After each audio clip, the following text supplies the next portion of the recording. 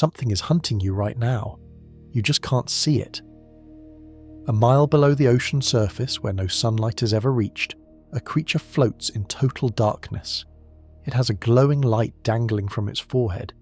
It has teeth curved inward like fish hooks, and the males of its species dissolve their own bodies to survive. We're going to go deep. We'll see a fish that swallows prey twice its own size, a lure made of living bacteria, and a mating system so extreme that scientists refuse to believe it was real. If you want more wild content like this, subscribe and leave a like. It genuinely helps. Prepare yourself. We begin. The year was 1833. A fisherman off the coast of Greenland pulled up his net and found something inside it that he could not explain. It was about the size of a football. Its body was round and brown and looked like it had been squeezed too hard, like someone had grabbed a fish and crumpled it. Its mouth was enormous, almost as wide as its entire body, lined with long, clear teeth that curved backward like thorns. And sticking out of its forehead, like a built-in fishing rod, was a thin stalk with a small glowing ball at the tip. The fisherman thought it was a demon. He was not entirely wrong to think so. The anglerfish is one of the strangest animals on Earth, and when scientists first laid eyes on preserved specimens decades later, several of them genuinely struggled to believe it was a real creature. The body makes no sense from the outside. The head takes up more than half the total length. The skin is loose and rubbery, with no obvious scales in most species, just a thick layer of dark flesh that absorbs light instead of reflecting it.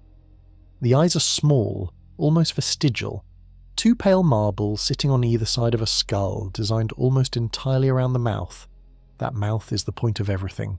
The jaw of an anglerfish can open wider than 90 degrees, straight down. Picture opening your own mouth so wide that the top of your head tilted backward, and you'll get close.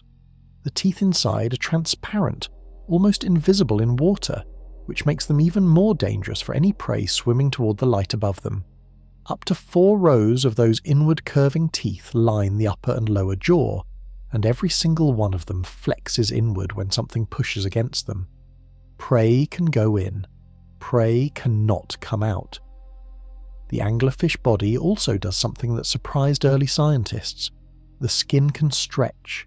The stomach can expand. The rib cage, which is barely a rib cage in the traditional sense, is more like a flexible cage of thin bones designed to fold outward. This means that what looks like a small fish from the outside is actually a living trap capable of containing something far larger than itself.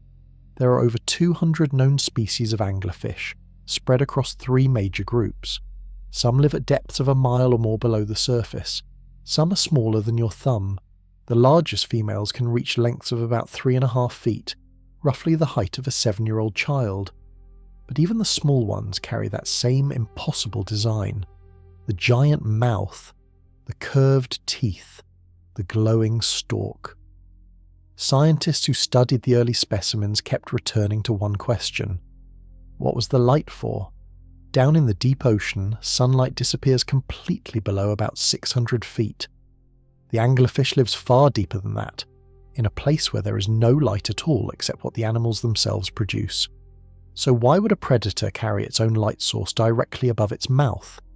The answer turns out to be stranger than anyone expected, and the creature producing that glow is something the fish did not grow on its own. Imagine you are standing in the darkest room you have ever been in, a room with no windows, no light under the door, no glow from any screen. Total darkness. Your eyes stay open, but see nothing. Now go deeper. The deep ocean is not just dark in the way a room is dark. It is dark in a way that has existed for billions of years, without interruption, without a single photon of sunlight ever reaching it.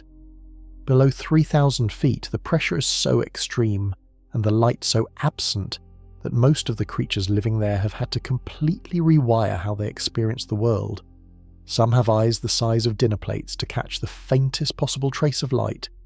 Some have no eyes at all. Some produce their own light and use it to hunt, signal, or hide. The darkness does something specific to biology. When an environment stays completely dark across millions of years, evolution stops investing in the tools that need light to work. Eyes shrink or disappear. Colour cells in the skin stop being produced. Brains reorganize around pressure sensing and chemical detection instead of vision. The creatures that live in the deep ocean have had so long to adapt that they are now optimized for an environment that would kill most surface animals within seconds. Pressure is the other force shaping everything down there. At the depth where most anglerfish live, roughly a mile to 2 miles down, the pressure pressing in on every square inch of your body would equal the weight of about 50 jumbo jets stacked on top of you.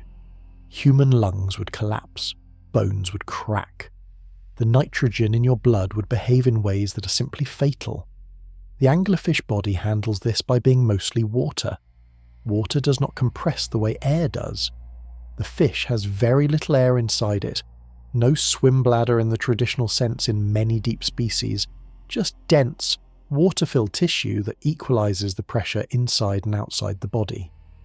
The bones are lightweight and flexible.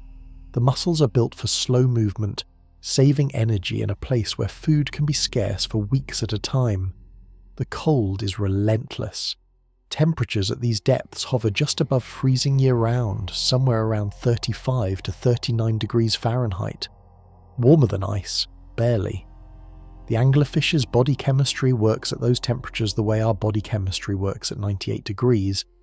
Its enzymes, its digestion, its nervous system, all tuned to near-freezing conditions that would shut our bodies down in minutes.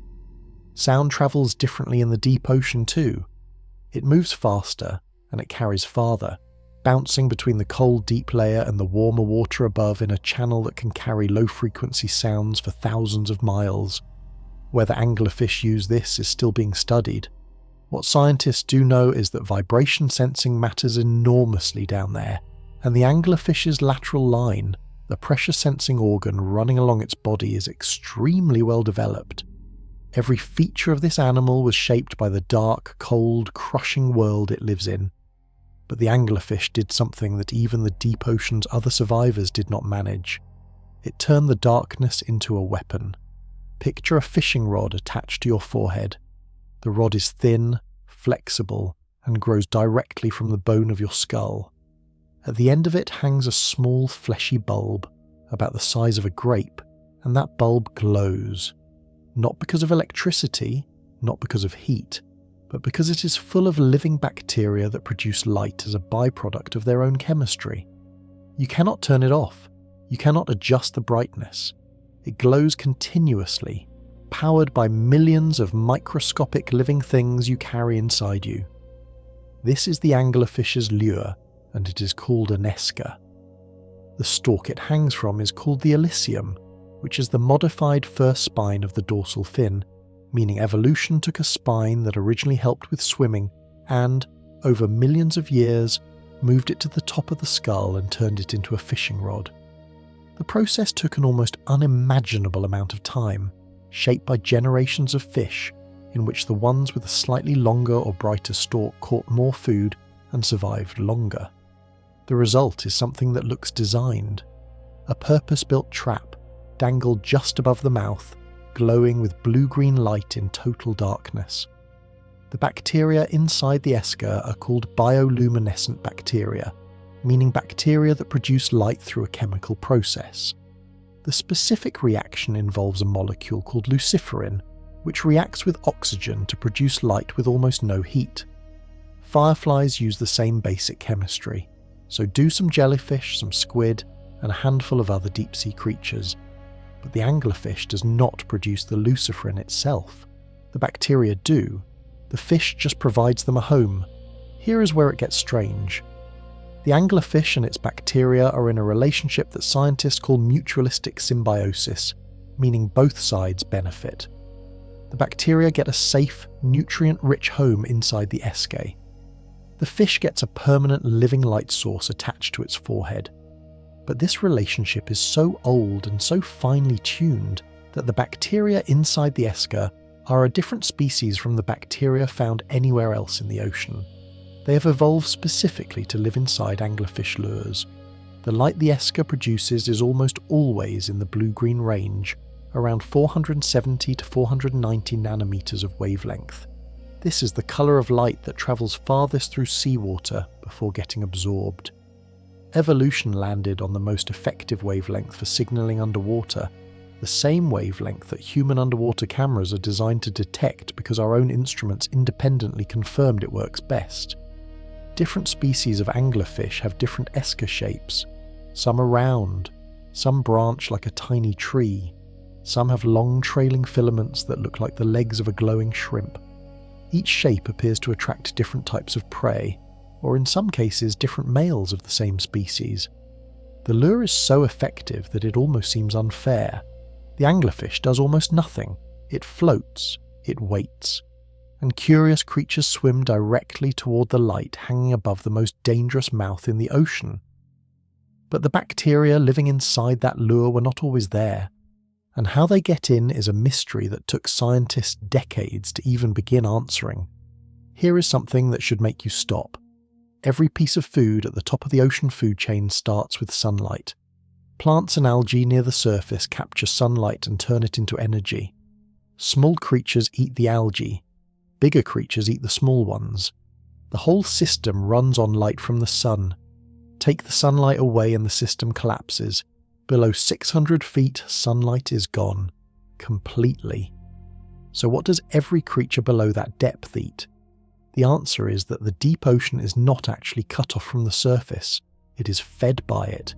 Dead animals, dead plankton, bits of waste and organic particles constantly drift downward from the surface layers, falling like a slow, constant snow of nutrients. Scientists call this marine snow. It is the deep ocean's food pipeline, a non-stop rainfall of organic material that sinks from the light into the dark. Small creatures at depth eat the marine snow, slightly larger creatures eat the small ones, and the anglerfish sits near the top of the local food chain, waiting for something to swim close enough to the glow of its esker.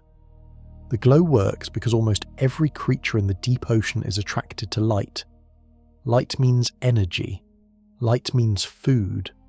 Light could mean the bioluminescent flash of a small squid or the glow of a dying plankton colony. Creatures that evolved to investigate light sources in the dark had a survival advantage, and over millions of years this curiosity became hardwired. An animal that ignores a light source in the deep ocean risks missing its only meal for weeks.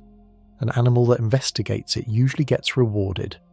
The anglerfish exploits this completely. By dangling a glow directly above its mouth, it turns the prey's own survival instinct against it. The curious fish, the hungry crustacean, the small squid drifting through the black water, all of them see a light and move toward it. They are doing exactly what evolution trained them to do, and that training leads them straight into the anglerfish's teeth. Scientists have recorded this behaviour on deep-sea cameras multiple times. The prey approaches slowly, cautiously sometimes, but always toward the light. The anglerfish remains completely motionless. It does not flinch, does not adjust, does not make any movement that might signal danger. It just glows, and then the prey gets close enough. The strike happens in milliseconds, faster than a blink. The jaw drops open, water rushes inward like a vacuum, and the prey is inside before its own nervous system has time to register the threat. But there is a detail about the glow that scientists only recently began to unravel. The esker of different anglerfish species pulses in different patterns. Some are steady, some flicker, some pulse in a slow rhythm that looks almost like a heartbeat. The reason for these variations is still being studied, but the early data points to something remarkable, that different prey species respond differently to different pulse frequencies, and the anglerfish may have evolved its specific pattern to match the preferences of its most common prey in that region. The light is a key, and it is tuned to open a specific lock. What it does to male anglerfish is a completely different story and far stranger than simple hunting. The female anglerfish may be the most patient hunter on Earth. She does not chase. She does not stalk. She does not ambush in the way a crocodile ambushes, by waiting near a water source where prey must eventually come to drink. She simply floats in open water, sometimes for hours at a stretch, and glows. That is the entire strategy. Float, glow, wait. It sounds simple, it is anything but. Maintaining this kind of motionless suspension in open water costs energy. Every muscle that fires to keep the body level burns calories. In an environment where food is scarce and a meal might not come for days, wasting energy on unnecessary movement could be the difference between surviving and starving. So the anglerfish has evolved a set of physical features that make stillness nearly free. Its body density is close enough to the surrounding water that it barely needs to work to stay at a given depth. Its pectoral fins, the side fins used for fine position control, can make tiny adjustments using almost no muscular effort. The fish hovers. While it hovers, the esker moves. The elysium, the stalk connecting the lure to the skull, is flexible and muscular. The anglerfish can wave it slowly, dip it, swing it side to side, or let it drift in small currents. This motion matters because a light that moves is more convincing than a light that stands still. A steady, stationary glow might look like a piece of bioluminescent material caught on something. A glow that dips and sways looks like a small living creature, a tiny squid, a glowing shrimp, something worth eating. The prey sees the motion. The prey moves toward it. The anglerfish waits until the prey is close enough that the strike covers the remaining distance before the prey can react. Research on strike speeds in related species suggests the jaw can open and the water intake can pull prey inward in under 6 milliseconds. 6 milliseconds is roughly the time it takes for a nerve signal to travel from your fingertip to your spinal cord. The prey is already inside the mouth before its brain finishes processing the danger. What happens after the strike is equally remarkable. The anglerfish can eat prey that appears far too large. A fish almost as big as the anglerfish itself, a crustacean with a hard shell, a soft-bodied squid of significant size, all of these are viable targets. The jaws close, the curved teeth lock the prey in place, and then the stomach expands to accommodate whatever just arrived. Scientists monitoring deep-sea cameras have observed female anglerfish in what appears to be a trance-like state during long waits. The fish barely moves except for the swaying esker. The eyes do not track passing objects. The body is neutral and still. One team captured footage of a female waiting in the same position for over 4 hours before a small fish drifted within range. She did not waste a single movement in those 4 hours, and when the moment came, it was over in a fraction of a second. Efficiency. This extreme takes millions of years to develop, but the anglerfish's hunting system hides one final secret that makes the whole setup even more unsettling. The prey sometimes cannot see the fish at all, even from inches away. Take a fish hook. Hold it up and look at the curve. The point does not go straight forward. It curves backward, toward the shank. That curve is the entire point of the design. When a fish swallows the hook and tries to pull away, the backward curve catches on the flesh, and the more the fish pulls, the deeper the hook bites in. Escape makes the situation worse. Every tooth in an anglerfish's mouth works exactly like this. The teeth are long, thin, and transparent in many species, nearly invisible in water, which already makes them dangerous. But their defining feature is their direction. Each tooth angles backward, toward the throat at a steep angle. When prey enters the mouth, the teeth flex inward easily, like a turnstile letting you through. But when the prey tries to reverse, tries to back out, every tooth stiffens and digs in simultaneously. The prey's own escape attempt drives the teeth deeper into its flesh. This design has a specific name in biology. Scientists call it ratchet dentition, meaning the teeth function like a ratchet mechanism, allowing movement in one direction only. Ratchets are used in machines when you need motion to go one way and absolutely nowhere else. A car's parking mechanism uses a ratchet. A zip tie uses a ratchet. The anglerfish evolved one in its mouth roughly 65 million years ago and has kept it ever since, because it works perfectly. Some species have additional rows of smaller teeth lining the roof of the mouth and the tongue area, creating overlapping fields of inward-pointing hooks. Prey entering the mouth faces not one row of backward teeth, but 3 or 4. The entire interior of the mouth becomes a trap from which there is no mechanical escape. The size of the teeth varies by species, and by the prey each species typically targets. Some anglerfish have long, fang-like teeth spaced well apart, designed for gripping large, struggling fish. Others have densely packed shorter teeth designed to hold soft-bodied animals like squid or jellyfish that might otherwise squeeze between gaps. The tooth arrangement appears to match the local prey population with remarkable precision. Scientists studying anglerfish skulls have noted one unusual structural feature. The upper jaw, which in most fish is fairly rigid, has a degree of lateral flexibility in the anglerfish. This means the jaw can widen slightly beyond its resting position during a strike. Combined with the expanding stomach and the hinged lower jaw, this creates a mouth that is even more accommodating on the way in than it looks from the outside. There is something deeply unsettling about a trap this mechanically complete. It requires no venom, no strength, no speed beyond the initial strike. Once prey is in contact with those teeth, the outcome is decided entirely by physics.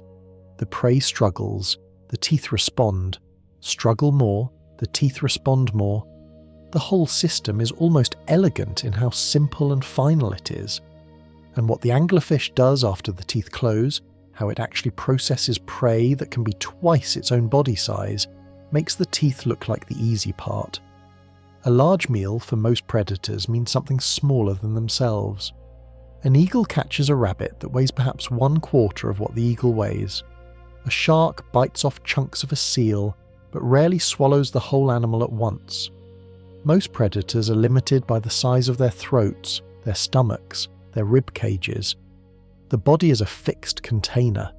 You eat what fits. The anglerfish remove that limit entirely. A female anglerfish can swallow prey that matches or exceeds her own body weight. In some recorded cases, prey has been found inside an anglerfish stomach that was twice the length of the fish itself, curled and compressed inside a stomach that had stretched to accommodate it. Think of swallowing a watermelon when you're the size of a cantaloupe. The watermelon goes in whole. How does a body do this? Several adaptations work together to make it possible.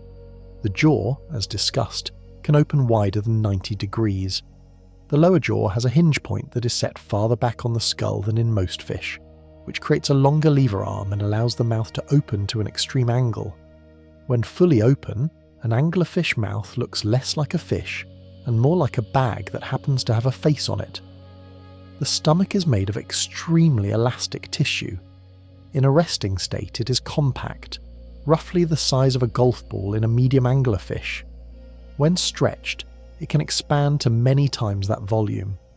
The stomach wall has deep folds that unfold as it fills, similar to the way a deflated balloon has wrinkles that disappear when you inflate it. The tissue is thin but tough, resistant to tearing even under significant internal pressure. The ribs, such as they are, point downward and slightly outward rather than forming a closed cage. This means that as the stomach expands, the ribs spread laterally rather than blocking expansion. The body wall itself stretches. An anglerfish that has just consumed a very large meal looks almost spherical, its belly distended below it like a water balloon, the outline of the prey sometimes visible through the stretched skin. Digestion at this depth is slow. The cold temperature means the enzymes that break down food work sluggishly compared to what surface animals experience. A very large meal can take days or even weeks to fully digest. During that time, the anglerfish is even more sedentary than usual, floating in place while its body works through the process. But the calorie payoff is enormous. One large meal can sustain a female anglerfish for weeks or even months. In an environment where food is genuinely uncertain, the ability to consume an oversized meal and store all that energy at once is a massive survival advantage. Many deep-sea predators share this strategy. Eat big when you can, wait as long as you must. The anglerfish body, in short, is a self-contained storage system. Take in more than you need when food appears, and run on reserves until the next opportunity arrives. Everything so far has described the female. She is the hunter. She carries the lure. She grows large. The male is a different species of problem altogether. The female anglerfish is terrifying. The male is pathetic. This is not an exaggeration. Male anglerfish, depending on the species, are between 10 and 60 times smaller than females. In some species, a fully grown male is about the size of a thumb. His body is streamlined for one purpose only: swimming. He has large eyes relative to his body size, well-developed nostrils, and a muscular tail. He has no lure. He has no expandable stomach. His jaw is small, designed for gripping rather than swallowing large prey. He can eat small planktonic food as a juvenile, but his digestive system is underdeveloped to the point that it cannot sustain him for long. The male anglerfish is born running out of time. From the moment he hatches, his clock is counting down. His body carries enough stored energy to last a limited period. He needs to find a female before those reserves run out or he dies. There is no backup plan. There is no alternative food source capable of fully sustaining him at his adult stage. Find a female. That is the entire purpose of his biology. Scientists who first discovered this disparity in size between males and females were puzzled. Sexual size differences exist in many species, humans included, but the gap in anglerfish is so extreme that early researchers looking at male specimens could not even recognize them as the same species as the females. The males were initially classified as separate, unrelated fish. Decades passed before someone connected the two. What led to such a radical difference in size? The leading explanation involves something called sexual selection pressure in an extreme environment. In the deep ocean, finding a mate is genuinely difficult. There is no social gathering. There is no territory to defend. There is almost no light. Two animals of the same species could theoretically exist within a few hundred feet of each other their entire lives and never encounter one another. For the female, size matters. A larger female carries more eggs, produces more offspring, and can survive longer between meals. A larger female is a better genetic investment. For the male, size is irrelevant. He needs one thing: to find a female. A smaller body uses less energy, meaning his reserves last longer during the search. A smaller body moves faster relative to its energy expenditure. A smaller body is more maneuverable in open water. Every calorie that would have gone into growing a larger frame is instead redirected towards swimming endurance and sensory equipment. The male's large eyes and highly developed smell organs are extraordinary for his body size. Scientists believe he tracks females primarily through a chemical signal she releases in the water, a kind of biological scent trail carried on the current. His nostrils are disproportionately large, built to detect that signal across potentially enormous distances. He's a tracking machine that runs on a finite fuel supply. And when he finally finds her, what he does next is one of the most bizarre events in the history of animal life on Earth. He has been swimming in absolute darkness for weeks. His energy reserves are dropping. He has eaten whatever small planktonic particles he could catch during the search, but his digestive system was never designed for long-term survival. Every movement costs him fuel he cannot fully replace. His body is running a countdown that only goes in one direction. Then the chemical signal hits his nostrils. The scent of a female anglerfish is detectable by the male at extraordinary distances, potentially over a quarter mile in still water, based on what scientists understand about how chemical signals spread in the deep ocean. The male's sensory organs lock onto it immediately. He changes direction. He begins following the gradient, swimming toward the stronger concentrations of the signal, the way you'd follow a smell toward a kitchen when you haven't eaten all day. He gets closer. Then he sees it. A faint blue-green glow in the total darkness ahead of him. The esker dangling from the female's forehead. The male can identify the specific pattern of light produced by a female of his own species, which is critical because multiple species of anglerfish may share the same depth and the same water column. He approaches the female. Now here is where it gets genuinely strange.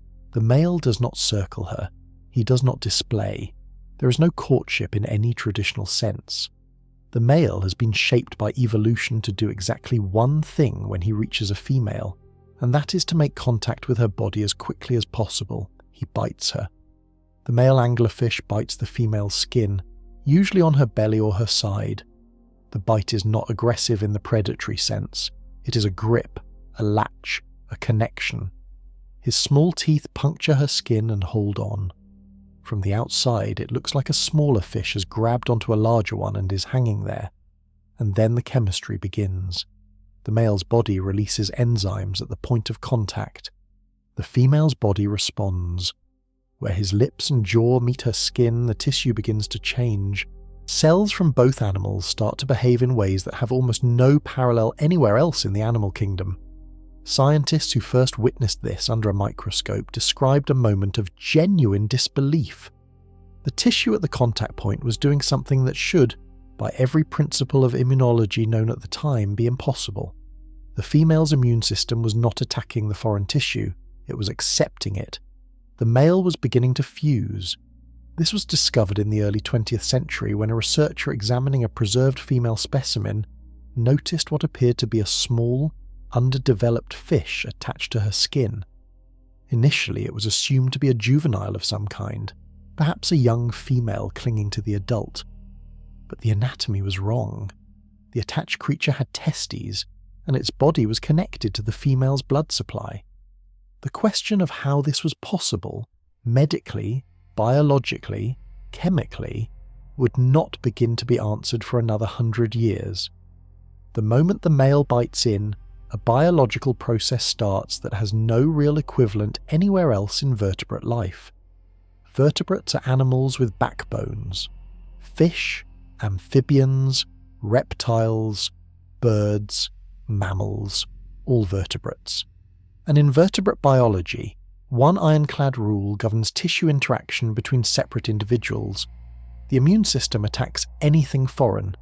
If you receive a donated kidney, doctors flood your body with drugs to suppress your immune system, because without that suppression, your own body would destroy the donated organ within days. The system is that aggressive. The anglerfish simply ignores this rule. Once the male bites in and holds on, the tissue at the contact zone begins a process called anastomosis, meaning the blood vessels of both animals start to connect. Tiny vessels from the male's jaw area reach through the contact tissue and link up with tiny vessels in the female's skin.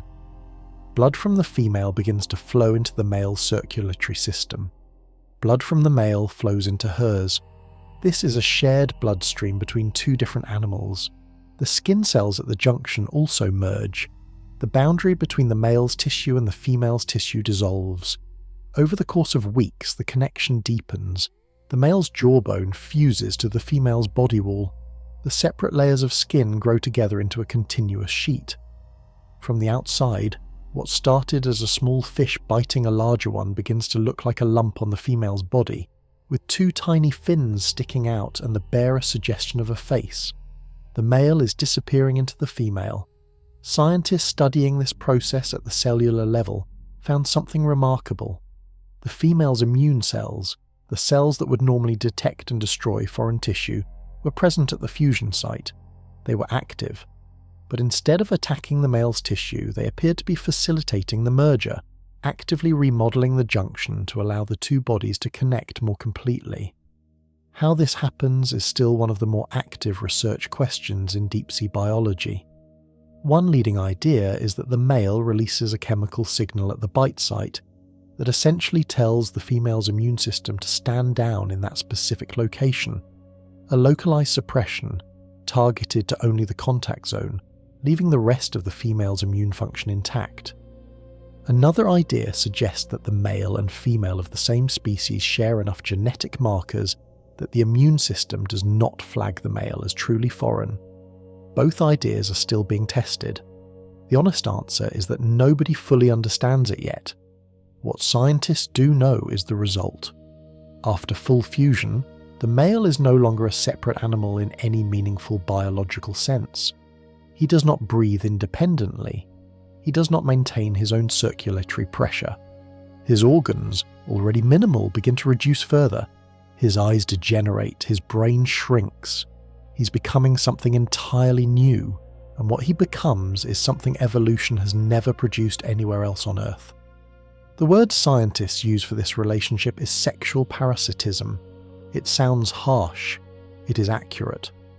Once the fusion is complete, the male no longer contributes anything to the partnership except one function. He provides sperm when the female is ready to reproduce. Everything else about him, his nervous system, his digestive system, his sensory organs, atrophies, meaning it shrinks and stops functioning because the female's body is now supplying everything he needs to survive. Start with the eyes. The male's eyes were his most important tool during the search for a female. Large, light-sensitive, capable of detecting faint bioluminescence across distances. Once he fuses, they serve no purpose. The female's body does not invest resources in maintaining a fused male's sensory organs. The blood supply to the eyes reduces, the tissue degenerates. Within weeks of fusion, the male's eyes are gone, absorbed back into the body. The brain follows a similar path. The male's brain was built for navigation, for tracking chemical signals, for processing visual information during the search. After fusion, none of that is needed. The neural tissue that managed locomotion and sensory integration shrinks dramatically. What remains is primarily the neural circuitry controlling the testes, the one function the male still performs. The digestive organs go next. The male's stomach and intestines were already limited, but they shrink further, eventually becoming vestigial structures with no active function. The female's blood, which now flows freely through the male, carries all the nutrients he needs. He does not need to digest food. He is fed directly by the female's circulatory system, like a fetus connected to a placenta. What remains at the end of this process is remarkable in its efficiency. A small exterior structure attached to the female's body, containing testes, a circulatory connection to the female, and enough nervous tissue to trigger sperm release at the appropriate hormonal signal. Everything else is gone. The male is now, functionally, an organ. Scientists who first understood the full scope of this were genuinely divided on how to categorize it. The male is alive in the sense that his cells are metabolically active, his testes function, his tissue is maintained by the shared blood supply. But he has no independent existence. He cannot survive removed from the female. He has no sensory experience of the world. He has no locomotion. He is a living sperm delivery system grafted onto a predator. From an evolutionary standpoint, this is a solution to an almost impossible problem. How does a species reproduce when individuals are so spread out in a vast, dark, food-scarce environment that two members of the same species may only ever find each other once? The answer: make sure that when they find each other, they never separate again. Permanently attach the male to the female, keep him alive using her resources, and maintain continuous reproductive capacity for the rest of her life. It is extreme, it is efficient, and it gets stranger still, because the female does not fuse with just one male. A female anglerfish is never alone. She carries her mates with her permanently, not metaphorically, physically, attached to her body, fed by her blood, dormant except for their reproductive function, and she does not carry just one. In some species, researchers have found females with as many as 6 fused males attached at various points on their bodies. Each one went through the same process, found her by scent and light, bit in, fused, dissolved until only the testes remained. Now each one is a bump on her skin with a pair of fins and a circulatory connection. From the outside, a heavily laden female anglerfish looks unusual. The lumps on her body vary in size, with older fusions being smaller and more deeply integrated, and more recent ones still showing visible fin remnants and the faint outline of her face. Running your hand along her body, you would feel the ridges of several attached males at different stages of absorption. The advantage of carrying multiple males is straightforward. When conditions are right for reproduction, the female releases a hormonal signal into her shared bloodstream. Every fused male receives that signal simultaneously. Every male releases sperm at the same moment. The female's body is bathed in reproductive material from multiple sources, maximizing the genetic diversity of her eggs and dramatically increasing the odds of successful fertilization. It also provides redundancy. If one fused male's testes fail or produce low-quality sperm, the others compensate. The female is never dependent on a single male's reproductive health. She carries a living backup system. The genetic diversity angle is particularly interesting to biologists who study evolution. Having eggs fertilized by several different males means the offspring carry a wider range of genetic combinations. In a stable environment, genetic uniformity can be fine. In a deep ocean environment that may shift subtly over long periods, having offspring with varied genetic profiles increases the odds that some of them will thrive no matter what changes occur. The female, meanwhile, continues hunting. She continues growing. The attached males are metabolic passengers, drawing a small amount of energy from her blood supply, but contributing negligible drag. Scientists have calculated that maintaining a fused male cost the female a very small fraction of her daily energy budget, far less than the cost of a full hunting expedition for the male himself would have been.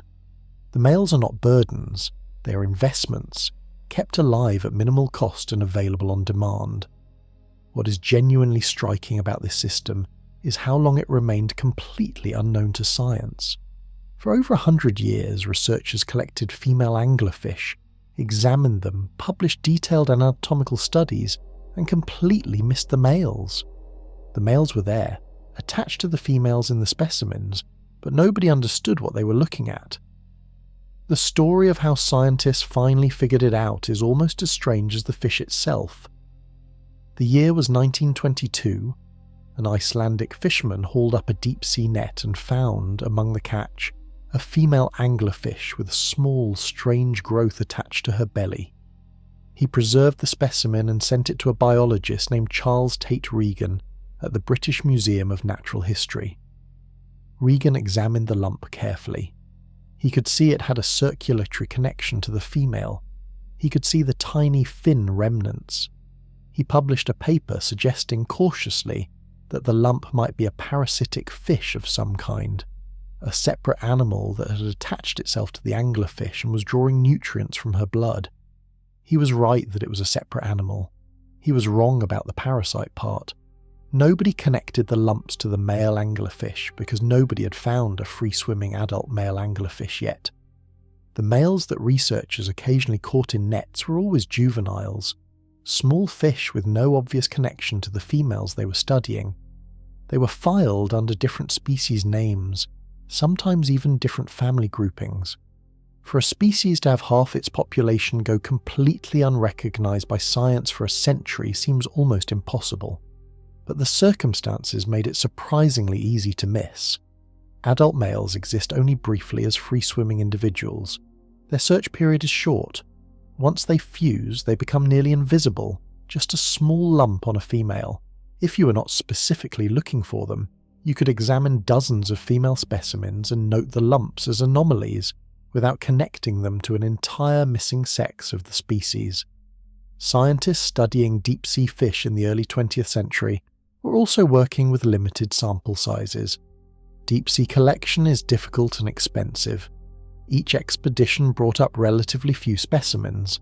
Statistical patterns that would emerge from hundreds of specimens were invisible when you had only a handful. The connection was finally confirmed in 1925, when Regan revisited his earlier work alongside accumulating evidence from other researchers and concluded that the attached lumps were indeed the males of the same species. He published this finding and the scientific community was genuinely shocked. A fish species in which the males permanently fused to the females had never been documented anywhere in vertebrate biology. Even after the confirmation, debates continued. Some researchers argued that fusion might only occur in certain species and that other anglerfish might have more conventional mating. Over the following decades, as more deep-sea expeditions collected more specimens, it became clear that parasitic mating was the norm across the majority of deep-sea anglerfish species. Today, researchers with modern imaging tools can scan a female specimen and immediately identify every fused male attached to her body, mapping the circulatory connections in detail. What took decades of confused observation to confirm can now be documented in an afternoon. But one piece of the puzzle remained stubbornly unsolved long after the mating process was understood. How does the female's immune system allow it to happen at all? Every vertebrate on Earth has an immune system built on one fundamental principle: self versus non-self. Your immune cells patrol your body constantly, checking the identity markers on every cell they encounter. Cells that carry your markers get left alone. Cells that carry foreign markers get flagged and destroyed. This is why organ transplants require anti-rejection drugs.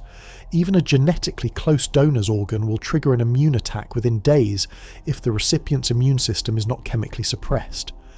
The anglerfish female fuses with a genetically distinct male, and her immune system does not attack him. For decades after the fusion process was understood, this was described as a mystery with no clear explanation. The immune systems of most vertebrates are not optional. They are not adjustable. You cannot simply choose to accept foreign tissue. The attack response is automatic and ancient, built over hundreds of millions of years precisely because foreign cells can carry viruses, bacteria, and threats the body cannot anticipate. So how does the anglerfish do it? A team of researchers published findings in 2020 that began to answer this. What they found was extraordinary. The anglerfish immune system, across species that engage in fusion mating, appears to have lost key components that other vertebrates rely on. Specifically, the genes that encode a class of immune proteins called major histocompatibility complex proteins, the very proteins that scan incoming tissue for foreign identity markers, appear to be absent or severely reduced in deep-sea anglerfish species that fuse. The immune system does not suppress itself in the presence of the male. The immune system was partially dismantled by evolution long before the male arrived. This is a striking trade-off. A less complete immune system means the female is potentially more vulnerable to infections and parasites in general. The deep ocean is not sterile. There are bacteria, viruses, and parasitic organisms even at extreme depths. Running a reduced immune system in that environment carries real risk. Evolution made the calculation that reproductive success outweighed that risk. Maintaining the genetic capacity to fuse with males was worth the trade-off of reduced immune defense in other areas. Generation by generation, females with more aggressive immune systems rejected fused males and reproduced less successfully. Females with the genetic variants that allowed fusion reproduced continuously throughout their adult lives. Over millions of generations, the gene variants allowing fusion became dominant. What makes this especially fascinating is that the immune simplification only occurred in anglerfish species that practice fusion mating. Related anglerfish species that mate in more conventional ways retained a more complete immune system.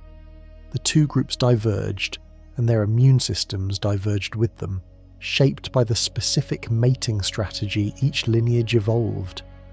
This discovery reframed how scientists think about immune function entirely. The immune system is flexible over evolutionary time in ways that were previously underappreciated. An organism can lose immune components and survive, as long as the ecological trade-off makes the loss worthwhile. But the female's immune system is only one of the strange things about how she handles reproduction. The eggs she produces tell an entirely different and equally remarkable story. When a female anglerfish is ready to reproduce, something vast happens. She releases her eggs into open water in a structure called an egg raft. The raft is a thin, gelatinous sheet, sometimes reaching up to 3 feet in length and several inches wide, containing millions of individual eggs embedded in a transparent mucus matrix.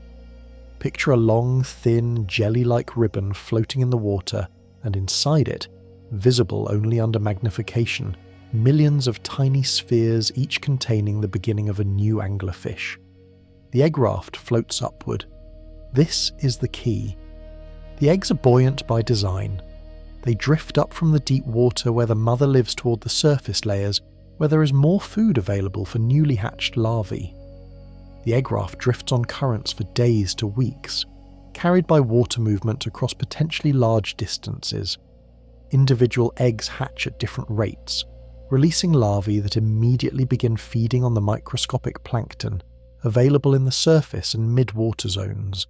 Producing millions of eggs at once is a reproductive strategy called broadcast spawning. It is used by many marine animals, from oysters to coral to certain fish species. The logic is statistical. If you release enough eggs, and those eggs drift far enough apart, some of them will survive predation, disease and starvation long enough to grow into reproductive adults. You do not protect the eggs individually. You produce so many that the math works in your favour despite enormous losses. The fused males attached to the female all contribute simultaneously when she spawns. Each male releases sperm as the eggs are produced, and fertilization occurs either inside the female's body or immediately upon release as the egg raft forms. The result is a genetically diverse raft of eggs, carrying the combined genetic material of the female and potentially several different males. The sheer number of eggs is staggering. In one well-documented case, researchers estimated a single egg raft from a large female contained approximately 3 million individual eggs.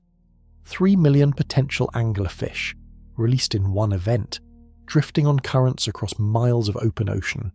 The vast majority will not survive. Predators target the egg raft. Individual eggs fail to develop. Larvae hatch into conditions where food is scarce, or predators are abundant.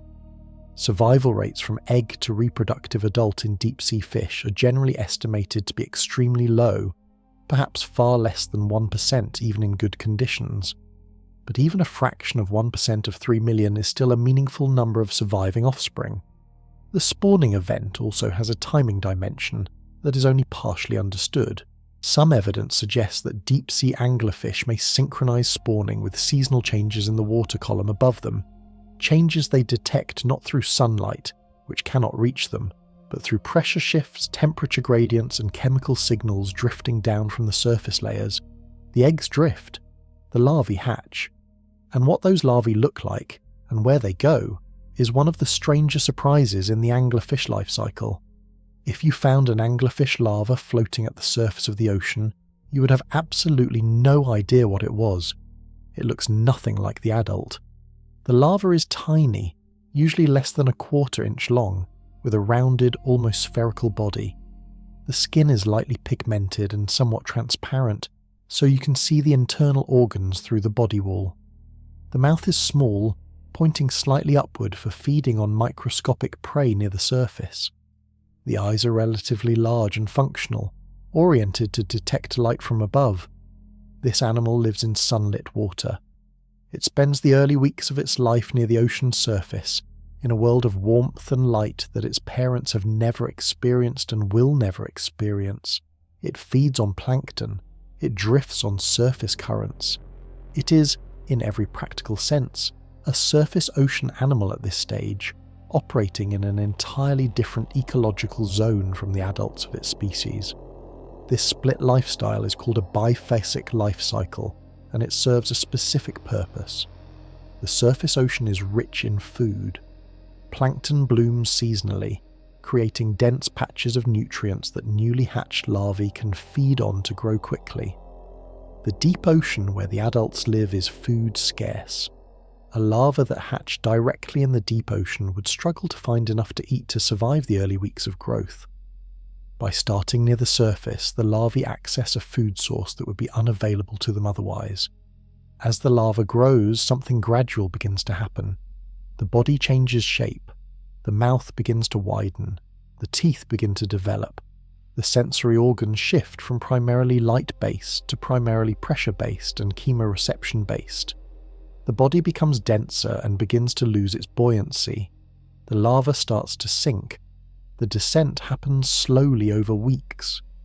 The juvenile anglerfish passes through progressively darker and colder water, through the twilight zone where sunlight fades to nothing, through the mesopelagic layer where bioluminescent creatures become common, and down eventually into the bathypelagic zone where its parents live. By the time it reaches adult depths, it has been transformed. The transparent surface-dwelling larva has become a darker, denser, deep-adapted juvenile. For female juveniles, the lure begins to develop during this descent. The first spine of the dorsal fin elongates and migrates forward. The esker forms at its tip. By the time the young female reaches adult depth, she already has a small but functional lure. For male juveniles, the large eyes and highly developed nostrils that will guide them to a female are already present. They arrive in deep water ready to search. What is striking about this life cycle is how completely the two phases are separated. The surface larva and the deep adult share genetics and nothing else in terms of lifestyle, diet, sensory experience, or physical environment. They are the same species living two entirely different lives at two different depths, one in sunlight and one in permanent darkness. And after the descent is complete, the behavior of males and females splits forever in one of the most extreme divergences in any fish species on Earth. Food in the deep ocean does not arrive on a schedule. A female anglerfish might make a successful strike one day, and then wait 3 weeks before another viable prey animal drifts within range of her lure. In shallower water, most predators cannot tolerate gaps that long. A land predator's organs begin to break down after roughly a week without food. A human body begins consuming muscle mass after a few days of starvation. The deep ocean demands a tolerance for hunger that would be catastrophic for most animals. The anglerfish manages it by slowing everything down. The scientific term is metabolic depression. When food is absent, the anglerfish's body shifts into a lower gear. The heart rate drops, enzyme production falls. Cellular activity across most body systems throttles back to the minimum required to keep the animal alive. The fish is not hibernating in the traditional sense. It remains awake and functional, capable of making a strike if something comes close. But its background energy consumption drops to a fraction of what an active animal of similar size would require. Scientists measuring oxygen consumption rates in deep-sea fish, which is a proxy for metabolic rate, have found that some anglerfish species consume oxygen at rates roughly 5 to 10 times lower than surface fish of comparable size, 5 to 10 times slower. Applied to energy use, that means a process that would exhaust a surface fish in a week can be sustained by the anglerfish for months. The cold temperature helps. Chemical reactions slow down at low temperatures, including the metabolic reactions that consume energy. The near-freezing water of the deep ocean passively reduces the anglerfish's metabolic demand just by being cold. The fish's biology is calibrated to function at that temperature, and the cold effectively extends the life of whatever energy stores the animal carries. Fat reserves are the primary storage system. After a large meal, the anglerfish's liver and body tissue absorb a significant portion of the digested nutrients as fat. This fat is then drawn on slowly during fasting periods, converted back into usable energy at the measured rate the depressed metabolism requires. An anglerfish that has recently consumed a large prey animal may carry enough fat reserves to survive for several months without another meal. The liver in deep-sea anglerfish species is proportionally larger than in comparable surface species, specifically because it serves this fat storage function. In some specimens, the liver takes up a significant fraction of the body cavity. It is a biological fuel tank sized for the long waits between meals. This metabolic flexibility has interested biomedical researchers for reasons that go beyond the anglerfish itself. Understanding how an animal can reduce its metabolic rate dramatically without causing tissue damage has potential applications in medicine, particularly in situations where lowering a patient's metabolic demand could help preserve tissue during surgery or after injury. The anglerfish did not evolve this for any medical reason. It evolved it to survive a world where the next meal might be 3 weeks away, in total darkness, under crushing pressure, at temperatures near freezing. And even after all of that, there are things about this fish that science has barely begun to explain. The anglerfish eye looks wrong. From the outside, it appears small and almost useless. 2 pale spheres sitting on either side of a skull built almost entirely around its mouth. Early researchers assumed the eyes were vestigial, meaning evolutionary leftovers that no longer served a real function, like the remnant hip bones found inside whale skeletons. The deep ocean is dark. Why would a creature that lives there invest in eyes at all? The assumption was wrong. The anglerfish eye is specialized, not simplified. The lens is enormous relative to the size of the eyeball, built to gather every available photon in an environment where light is measured in individual flashes rather than steady illumination. The retina, the light-sensitive layer at the back of the eye, is packed almost entirely with rod cells.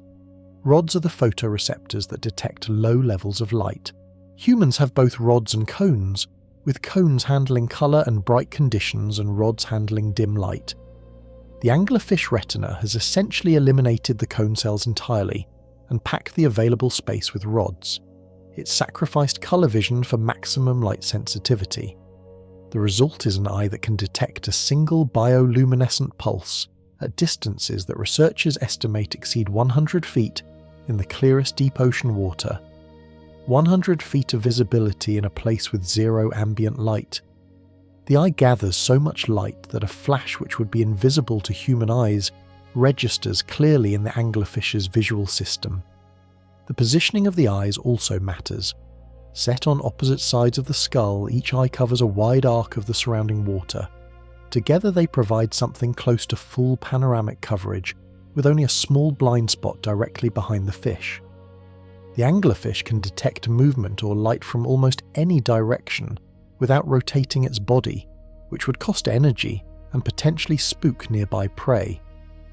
This wide-field detection system is calibrated primarily to the blue-green wavelengths of bioluminescence, the same wavelengths the Esker produces.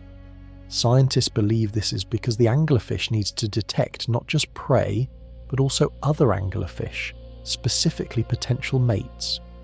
A male tracking a female by scent still needs to visually confirm her identity when he gets close enough. A misidentification in the dark could be fatal. The eyes also serve a defensive function that is easy to overlook. The anglerfish is a predator, but it is not at the top of every food chain in the deep ocean. Sperm whales dive to extreme depths and actively hunt deep-sea creatures including anglerfish. Large predatory squid also operate at depth. The anglerfish's wide-field visual coverage gives it early warning of large movement approaching from any direction. Recent research has added a new layer to the vision story. Some anglerfish species appear to have a small degree of colour sensitivity at very specific wavelengths, centred on the red end of the spectrum. Red light is almost entirely absorbed by seawater and disappears within the first 100 feet of depth. Any red light seen at the anglerfish's depth is almost certainly being produced locally by a nearby animal. The ability to detect red bioluminescence, which many deep-sea creatures cannot see at all, gives the anglerfish a potential hidden channel of information about its immediate environment. The anglerfish sees more than anyone expected, and what it sees leads directly to the strangest discovery about its lure. Every anglerfish needs bacteria to glow. The bacteria in the esker produce the light. Without them, the lure is dark. A dark lure means no hunting strategy, no way to attract prey, no way for males to identify females. The bacteria are not optional, they are the entire system. So here is the question that took scientists a long time to even think to ask. Where do the bacteria come from? The obvious assumption was that the bacteria passed from mother to offspring. Many animals carry essential microbes that transfer from parent to young during birth or early development. Human infants pick up gut bacteria from their mothers during birth and through early feeding. The assumption with anglerfish was that the esker bacteria worked the same way, passed down through generations inside the eggs or larvae. The assumption was wrong. When researchers examined anglerfish eggs, the bacteria were absent. When they examined newly hatched larvae, the bacteria were absent. When they examined juvenile anglerfish at various stages of development before the esker was fully formed, the bacteria were absent. The lure grew from the fish's own tissue, extending from the skull as the first dorsal spine migrated forward, forming the esker bulb at its tip. but the bulb was initially empty of light-producing bacteria. The bacteria come from the surrounding ocean water. Somehow, at some point during the development of the esker, the young anglerfish acquires the specific bacterial species that will live in its lure from the seawater around it. The bacteria exist freely in deep ocean water at very low concentrations, and the developing esker appears to recruit them actively, drawing them in through pores or openings in the esker tissue and providing conditions inside the bulb that allow them to multiply rapidly. How the esker selects the correct bacterial species while excluding the vast number of other bacterial species present in the same water is still being studied. The inner surface of the esker appears to have specific chemical properties that favour the growth of the right bacteria and suppress the wrong ones. It functions like a highly specific filter, drawing in exactly what it needs from an enormous pool of options. This discovery has significant implications beyond anglerfish biology. It describes a situation where an animal must establish a critical symbiotic relationship from scratch every single generation. The system is not inherited. It is rebuilt from raw materials available in the environment each time by each individual fish. If the right bacteria are absent from the local water, the esker cannot be populated and the fish cannot glow. This raises a question nobody has fully answered. As ocean chemistry changes due to warming and acidification, will the bacteria populations in deep water shift enough to interfere with anglerfish esker colonization? The answer is unknown. But the fact that the entire hunting system depends on acquiring free-living bacteria from the environment makes the anglerfish more ecologically fragile than its terrifying design suggests. And the bacteria story connects to something even stranger. Across more than 200 species of deep-sea anglerfish, every single one evolved this same glowing lure solution independently. 200 species, one idea. That is what the anglerfish family represents in evolutionary terms. Over 200 distinct species spread across 3 major suborders, all of which evolved a glowing lure attached to the forehead for hunting in the dark. The lures differ in shape, size, and pulse pattern. The bodies differ in size, jaw structure, and depth preference. But the core concept, a bioluminescent dangling trap positioned above a wide opening mouth, appeared independently across lineages that had already diverged millions of years before. When the same solution appears in unrelated lineages facing the same problem, scientists call it convergent evolution. It is nature arriving at the same answer from different starting points. Wings evolved independently in birds, bats, and insects. Eyes evolved independently in vertebrates and mollusks. The anglerfish lure appears to be convergent evolution operating at an almost industrial scale. Each of the 3 main anglerfish suborders developed the lure system separately. The deep-sea anglerfishes, the batfish relatives, and the frogfishes all share the general lure structure, but built it through different evolutionary paths from different ancestral features. The fact that the same design emerged 3 or more times from different starting materials tells scientists something important. The lure is an almost inevitable solution to the deep ocean hunting problem. Once an environment is dark enough and food sparse enough, any predator that evolves any version of a light-based attractant gains such an enormous advantage that the trait spreads rapidly and diversifies. The 200+ species are not carbon copies of each other. The diversity within the anglerfish family is extraordinary. Some species have lures that trail long filaments mimicking the legs of a small crustacean. Some have lures that branch like a tiny coral formation. Some have lures positioned differently on the skull, angled forward toward the prey rather than hanging directly above the mouth. Some lures pulse in rapid flickers. Others maintain a steady glow.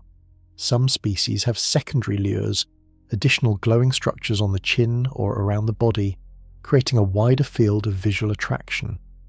This diversity in lure design maps onto diversity in prey. Species that primarily eat fish have lures and mouth designs optimized for vertebrate prey. Species that primarily eat crustaceans have different tooth arrangements and strike mechanics. Species that occupy slightly shallower depths encounter different communities of prey animals, and have evolved lures that match those prey species' visual sensitivities. The competition between anglerfish species for the same prey in the same water column is a real ecological dynamic. Multiple species can share the same depth range in the same stretch of ocean. How they partition the available food is an area of active research, but preliminary evidence suggests they specialise enough in lure design and prey targeting to reduce direct competition. 200 solutions to the same problem, all working, all glowing in the dark, and the deep ocean they hunt in creates pressures on their bodies that should, by any reasonable standard, make life impossible. Hold an empty soda can in your hands. Now imagine squeezing it from every direction at once with a force equal to about 1,000 pounds, pressing on every square inch of the surface. The can crumples instantly. The metal folds, the air inside has nowhere to go, and the structure collapses inward in a fraction of a second. At the depth where most deep-sea anglerfish live, that is roughly what would happen to an unprotected human body. The pressure at 1 mile below the ocean surface is approximately 160 times the pressure we experience at sea level. At 2 miles down, it doubles again. The numbers are difficult to picture in abstract terms, so think of it this way. The weight of all the water sitting above you at 1 mile of depth equals the weight of a solid steel column, roughly the same height stacked on top of your body.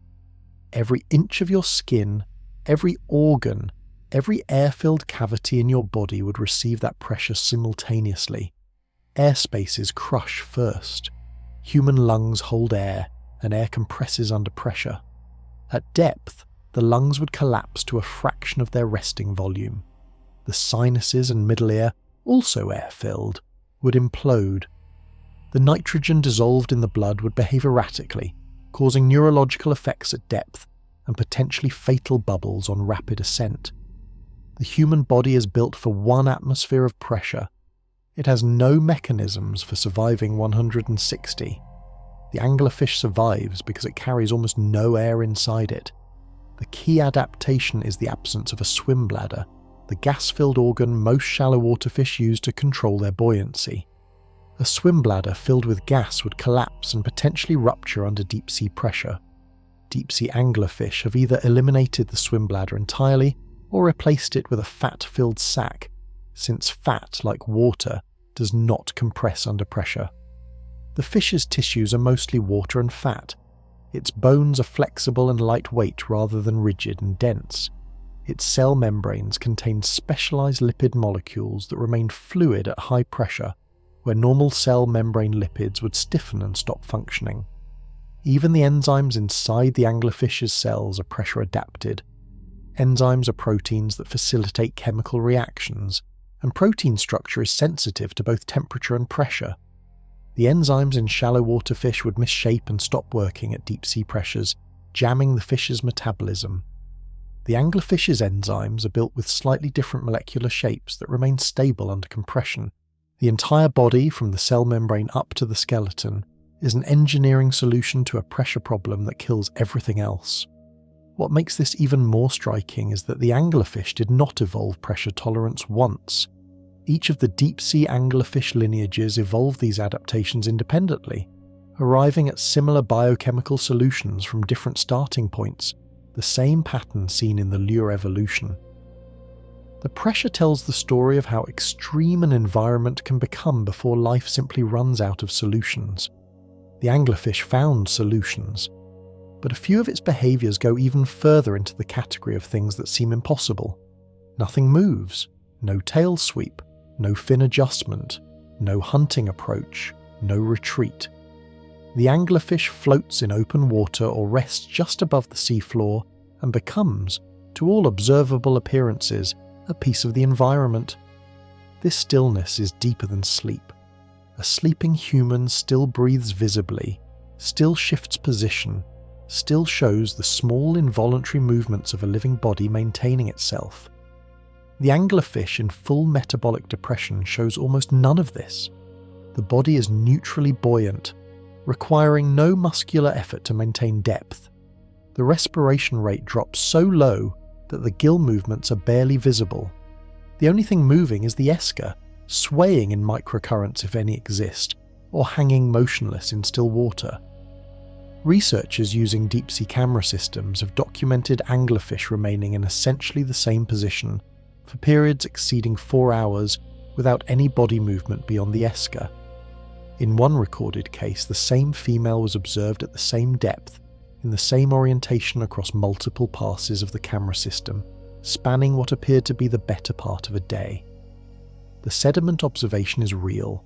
The deep ocean floor is covered in a layer of very fine particulate matter, the accumulated remnants of marine snow and dead organisms. This material also drifts through the water column slowly, and it settles on any surface that remains still long enough. Researchers have photographed anglerfish with visible accumulations of fine sediment particles on their dorsal surfaces, on their heads, along the tops of their pectoral fins. The fish was so still for so long that the ocean was literally burying it incrementally. This accidental camouflage may provide an additional hunting advantage. An anglerfish dusted with sediment becomes less visually distinct from a piece of debris or a bottom feature. Prey approaching the lure from below would see the glow without easily resolving the body of the fish above it. The sediment coat may make the trap even more effective by hiding the hunter behind a layer of innocuous-looking ocean floor material. Scientists have also noted that the anglerfish's skin colour and texture, irregular, lumpy, and dark, are particularly effective at preventing visual detection when the fish is motionless. Most predators, including fish, rely heavily on motion detection. A stationary object that does not move for extended periods falls below the threshold that triggers an alert response in the prey's visual system. The anglerfish exploits this. The ability to remain completely still for so long also connects to the metabolic depression discussed earlier. Stillness is itself a metabolic strategy. Every movement costs calories. In an environment where the next meal is uncertain, eliminating unnecessary movement is as important as being able to swallow a large prey when one arrives. The anglerfish has essentially solved the problem of deep ocean survival by becoming, for long stretches of time, nearly indistinguishable from the environment itself. But what it does to the environment in a different sense, and what researchers found when they started examining its gut bacteria, revealed something that no one expected. The anglerfish has never seen a hospital, but the chemistry happening inside its esker is being used in operating rooms and research labs right now. The bacteria that produce the anglerfish's glow use a chemical reaction that generates light with almost no heat. This matters enormously. Heat destroys biological tissue. A light source that produces heat cannot be used inside a living body without causing damage. But a light source that produces light without heat, cold light, can be introduced into biological tissue safely. Scientists recognized this potential decades ago and began working to harness it. The specific molecule at the center of this chemistry is called luciferin. The enzyme that drives the reaction is called luciferase. Together they produce bioluminescence, the same light produced by fireflies, certain jellyfish, and the bacteria inside an anglerfish's esker. Researchers extracted the genes responsible for producing luciferase from bioluminescent organisms, including bacteria closely related to anglerfish lure bacteria, and began engineering them into other biological systems. The first major medical application was in cancer research. Scientists inserted the luciferase gene into cancer cells in laboratory animals. When the cells expressed the gene and received the luciferin molecule, they glowed. Researchers could then track exactly where cancer cells were spreading inside a living animal in real time, watching the glow move from a primary tumour into new tissue. The technique, called bioluminescence imaging, eliminated the need for surgical exploration to check cancer spread and dramatically accelerated the pace of cancer research. From there, the applications expanded rapidly. Luciferase has been used to study how viruses spread through tissue. It has been used to watch how drugs distribute through the body after administration, tracking the glow of drug-carrying particles as they move through organs. It has been used in bacterial detection systems that make dangerous bacterial infections visible There's a faint glow in tissue samples, allowing faster diagnosis than traditional culture methods. The anglerfish connection is direct. Several of the bacterial species most commonly used in bioluminescence research belong to the same family as the bacteria found in anglerfish lures. The chemistry is nearly identical. The anglerfish has been running this cold light system for tens of millions of years. Researchers spent decades reverse engineering what the fish already had. There is something almost absurd about the image. One of the most alien-looking creatures on Earth, floating in total darkness a mile below the ocean surface, carrying a chemical system in its forehead that would eventually help oncologists track tumour growth in human patients. The anglerfish did not optimise its lure for medicine. It optimised it for killing things in the dark. The fact that the same chemistry translates to medical applications is a reminder that useful biological tools appear in unexpected places. And the Esker has another property, only recently discovered, that suggests the light it produces is doing something far more complex than simply attracting prey. For a long time, scientists assumed the anglerfish lure was simple: glow steadily, attract prey, strike. That was the model. The light was a lure, and the lure was a lamp. A biological lamp. Nothing more complex was assumed because nothing more complex had been observed with the equipment available at the time. Then researchers started recording the Esker with high-resolution cameras capable of capturing rapid changes in light intensity, and the simple lamp turned out to be something closer to a signal transmitter. The light pulses. Across multiple species studied in detail, the Esker does not maintain a perfectly steady glow. Instead, it produces rhythmic variations in brightness, flickering in patterns that are consistent within a species and different between species. Some lures pulse slowly, about once every 2 to 3 seconds in a smooth wave. Others pulse in rapid bursts of 3 or 4 flickers followed by a pause. Others show a complex pattern, with a primary pulse rhythm overlaid with a secondary faster flicker. Each pattern appears to be species-specific, consistent across individuals of the same species, and distinct from the patterns produced by closely related species sharing the same depth range. What does this mean?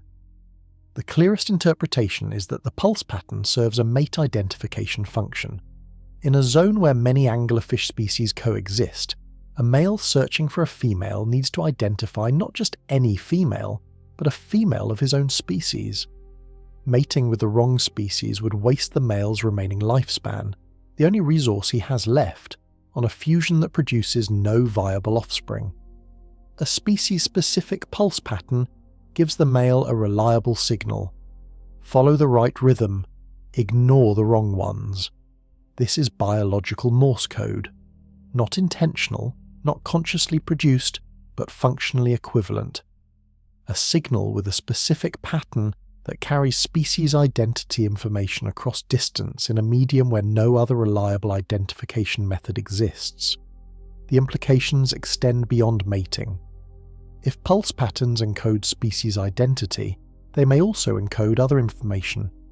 Some researchers have proposed that variation in pulse patterns within a species might signal health or reproductive status.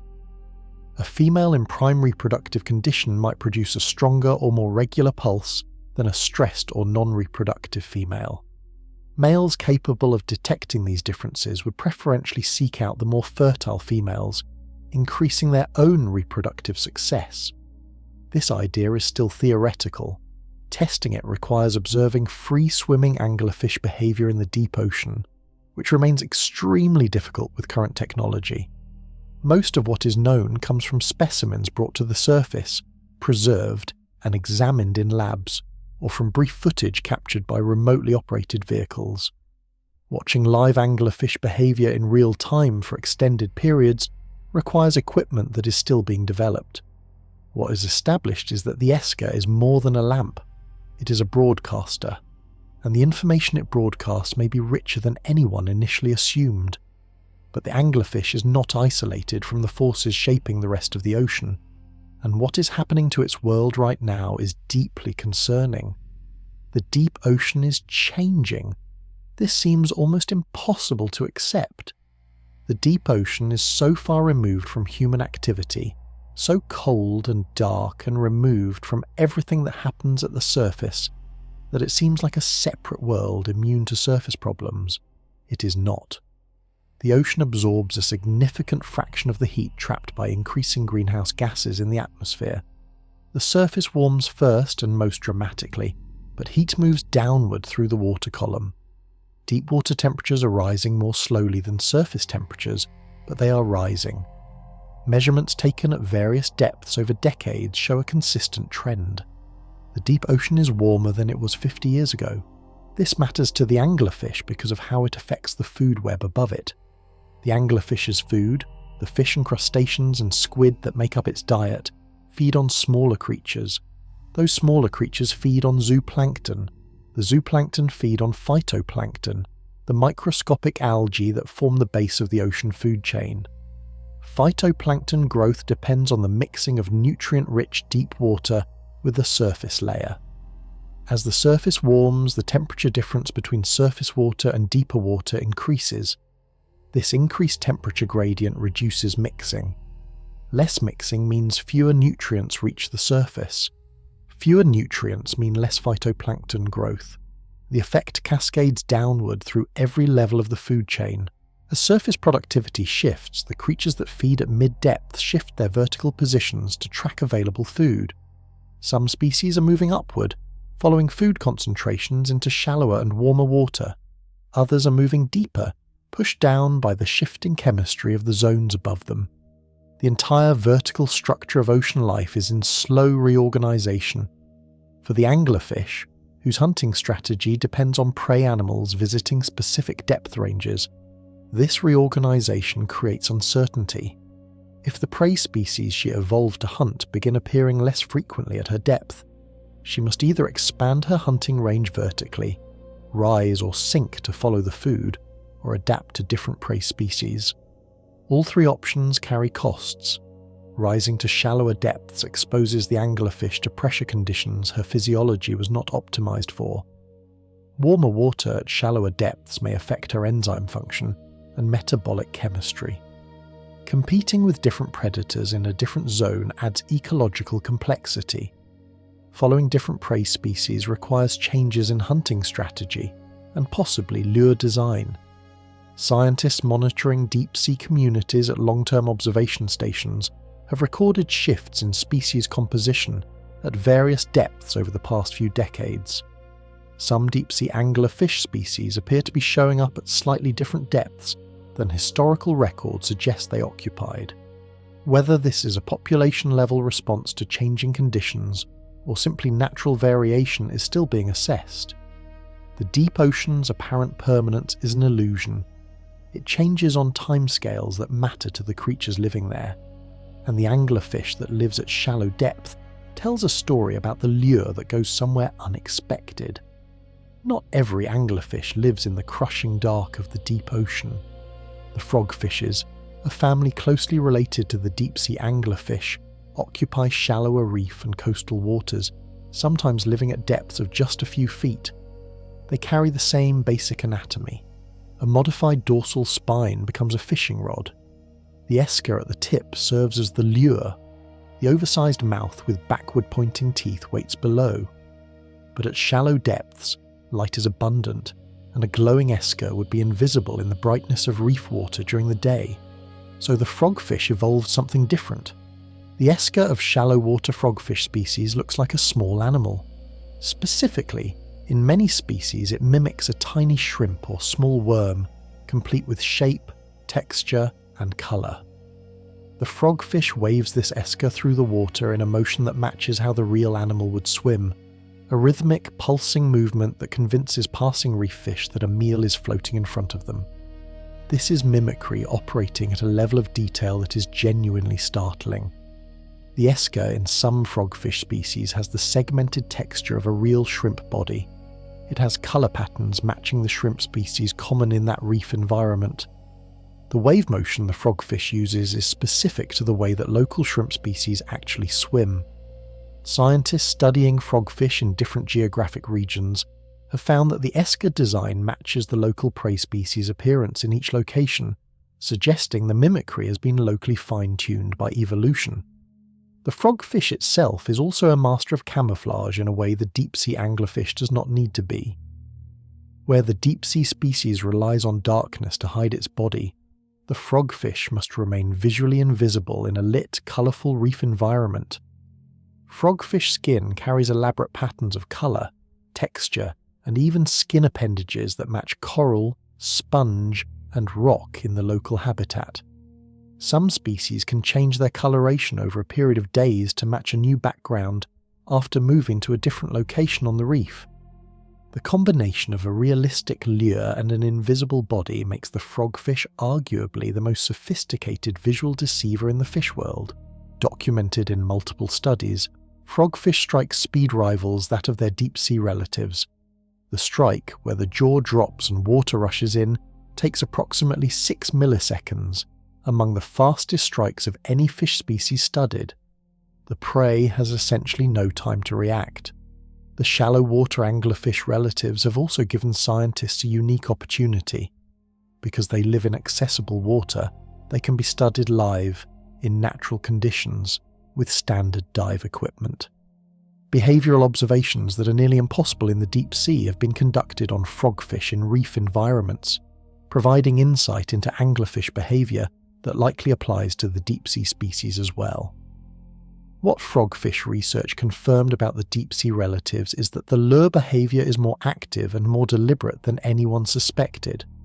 But the skin of the deep-sea anglerfish hides a secret about darkness that goes even further than camouflage. Black paint is not perfectly black. Every surface reflects at least some light. Matte black paint reflects roughly 3 to 5% of the light that hits it, depending on the formula. That is enough for your eye to see the surface as a shape, as a defined object with edges and contours. Even the blackest commercially available paint products reflect about 1% of incoming light. The skin of certain deep-sea fish, including several anglerfish species, reflects less than half of 1% of incoming light. These fish are, in measurable physical terms, darker than black paint. Researchers published findings on this in 2020, measuring the reflectance of skin samples from 16 deep-sea fish species using precise optical instruments. Several species came in at reflectance levels of 0.05% or lower. The material absorbing the light is not a coating or a pigment layer in the conventional sense. It is a specific arrangement of melanosomes, the small granules inside skin cells that contain the pigment melanin. In most animals, melanosomes are distributed somewhat randomly within the skin cells, and some light scatters between the granules and bounces back out. In these ultra-black deep-sea fish, the melanosomes are packed so densely and arranged in such a specific geometric pattern that incoming light enters the skin layer and bounces between granules repeatedly, losing energy with each bounce until essentially all of it has been absorbed. The skin functions like a light trap, converting incoming photons to heat with almost total efficiency. For an anglerfish, this has a direct survival benefit. Bioluminescent light is everywhere in the deep ocean. Other animals produce flashes of blue-green light constantly as defense, communication, or incidental byproduct of their biology. An anglerfish whose skin reflected even a small fraction of that ambient bioluminescence would be visible to other predators or to cautious prey. A skin that absorbs everything remains invisible even in the locally lit environment of the deep-sea bioluminescent layer. The ultra-black skin also means that the esker stands out more dramatically. The only light visible in the vicinity of the anglerfish is the light coming from the lure. There is no body shape creating a visual context around it. There is no silhouette. There is just a floating glow in the dark, disconnected from any visible source. Engineers studying this skin structure have applied the design to solar energy collection systems. A surface that absorbs nearly all incoming light converts nearly all incoming solar energy to heat or electricity rather than wasting any as reflection. Researchers created experimental solar collection surfaces based on the melanosome arrangement found in ultra-black deep-sea fish skin and documented improved collection efficiency. The anglerfish optimized this structure for invisibility. Human engineers are repurposing it for energy capture. The same physical property, total light absorption, serves both functions equally well. Beneath the black skin, the chemistry tells another dark story. One about males that fail the search and what happens to them. Every male anglerfish begins the same way. He hatches near the surface. He feeds on plankton. He descends through the twilight zone into permanent darkness. He arrives in the deep ocean with his large eyes, his sensitive nostrils, his finite energy reserves, and one purpose. Some of them never fulfill it. The deep ocean is vast. The density of anglerfish within it is low. Females release chemical signals that drift on currents, and those currents may carry the signal in the wrong direction, away from the nearest searching male, or the female may be reproducing, having already fused with several males, and her chemical output changes, or the male may simply be searching a stretch of ocean where no females currently live. The male has no alternative. He cannot eat his way to survival as an adult. His digestive system cannot sustain him long term. He cannot go dormant and wait. His energy reserves burn at whatever rate his metabolism sets, and no behavioral adjustment can stop the clock entirely. When his reserves run out, he slows down. Researchers examining the condition of free-swimming adult male anglerfish caught in deep-sea nets have sometimes found individuals in various stages of depletion. Emaciated bodies with depleted fat reserves, muscle tissue reduced below normal mass, organs beginning to shrink as the body cannibalizes itself in a last attempt to keep the essential systems running. Eventually the male stops swimming. He drifts. His sensory organs are still active, but his body can no longer power sustained movement. He hangs in the dark water, carried by whatever current exists at that depth, and then his cells run out of fuel to maintain their functions, and he dies alone in the dark miles below the surface in one of the most remote and lightless environments on Earth. The success rate for male anglerfish finding a female is unknown. Researchers have no way to track individual males through the deep ocean. What they can infer from the prevalence of fused males on collected females suggests that fusion does occur often enough to sustain the species, but nothing in the biology suggests every male succeeds. The system accepts failure as part of the statistical model. Produce enough males, and enough will find females to maintain the population even if many do not. There is something genuinely affecting about this. A creature born with one purpose, given a limited time to fulfill it, searching in total darkness through an environment where the odds are uncertain. The male does not know this. He operates on instinct, following chemistry and light, burning his reserves to navigate towards something his body was built to find. Whether he succeeds or not, the species continues. The females carry the reproductive apparatus. The males are replaceable inputs, but the males that do succeed leave behind more than just offspring. The fused male's tissue, living inside the female, carries a completely different bacterial community than anything found in fish above. Inside every animal, there is a world of bacteria. Human intestines carry trillions of bacteria representing hundreds of species. These bacteria help digest food, produce vitamins, train the immune system, and regulate inflammation. They are so integrated into our biology that some researchers describe the human body as less a single organism and more a collaborative community of human cells and microbial partners. Every fish has a version of this community too. The specific makeup of bacterial species in a fish's gut reflects what the fish eats, where it lives, and what bacteria are available in its environment. When researchers analysed the gut bacteria of deep-sea anglerfish, the communities they found were unlike anything documented in surface or shallow water fish. The species present were unique to the deep ocean environment, many of them previously unknown to science entirely.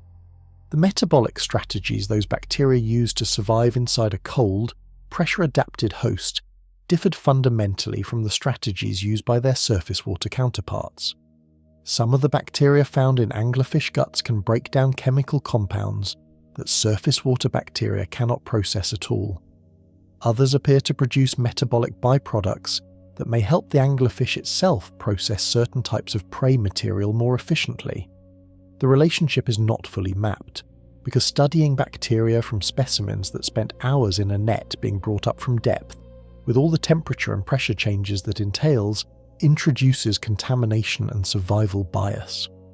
The bacteria that survived the ascent may not represent the full community that existed at depth. But what the evidence does suggest is that the deep ocean has been running a separate biological experiment for long enough to develop its own microbial ecosystem, independent of surface ocean bacteria, shaped by pressure, cold, and chemical conditions found nowhere else on Earth. The anglerfish gut is a window into that experiment. Scientists interested in biotechnology have paid close attention. Deep ocean bacteria produce enzymes that function under conditions that would destroy normal enzymes. High pressure, near freezing temperatures, extremely low nutrient availability. These are exactly the conditions that industrial processes sometimes need, situations where standard biological tools fail and alternatives are needed.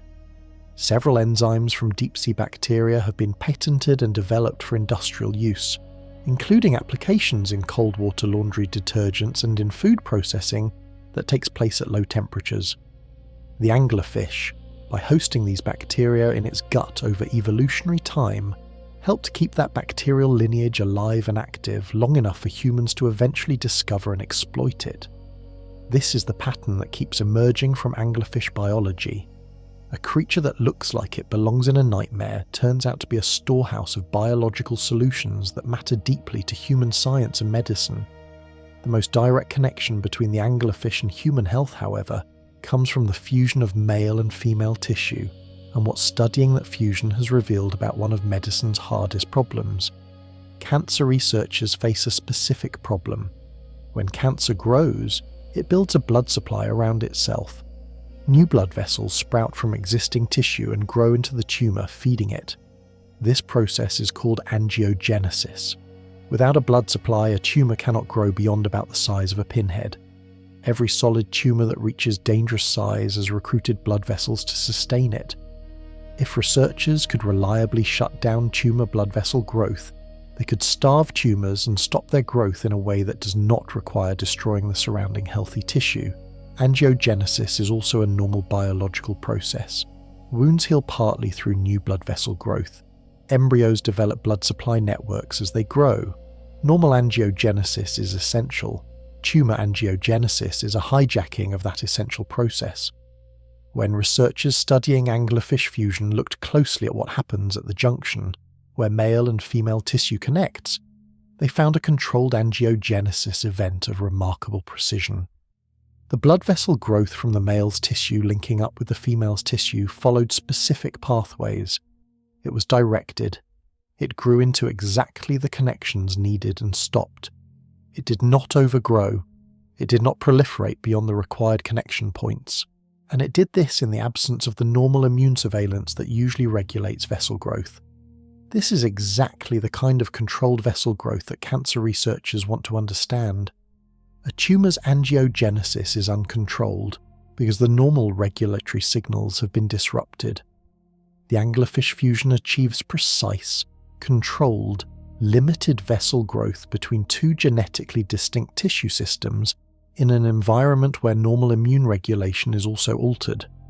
Studying the molecular signals that govern anglerfish fusion angiogenesis, which specific proteins trigger vessel growth, which ones halt it, which ones prevent overgrowth, gives researchers a comparison point.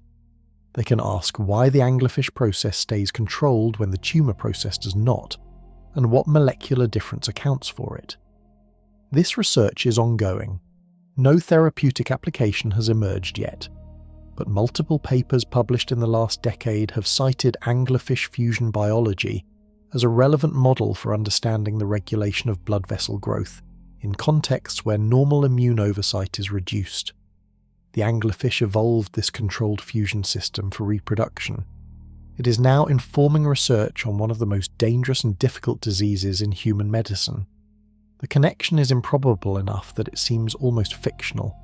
A glowing fish in the darkness of the deep ocean providing clues to oncologists working under fluorescent lights in hospital research centres. The biology of the deep ocean and the biology of the human body connecting through the specific molecular language that both systems use to grow blood vessels. The anglerfish does not know it is useful. It does not know anything, in the conscious sense. It floats in the dark, glowing, waiting. But what it means for how we think about life goes even further than cancer research. The anglerfish is famous. It appeared in the animated film about a clownfish searching for his son, lurching out of the dark with its glowing lure, terrifying the main characters. That scene reached hundreds of millions of viewers, and fixed the anglerfish image in popular imagination more firmly than any biology textbook ever had. Search for anglerfish merchandise online, and you will find thousands of items. There are anglerfish plush toys, anglerfish jewellery, anglerfish tattoos, anglerfish mugs. The creature has become a cultural icon of the deep ocean weird, and while all of this was happening, scientists were arguing about basic facts of its biology. The fusion mating system, confirmed for many species since the 1920s, turns out to be considerably more variable than initially thought. Not all anglerfish species engage in permanent fusion. Some species, including several studied in detail over the past 2 decades, appear to use temporary attachment, where the male bites in and remains attached long enough for fertilization to occur, but never undergoes full tissue fusion. His body does not fuse with the females. He may detach afterward, though whether he survives detachment is unclear. This discovery forced a revision of the standard narrative.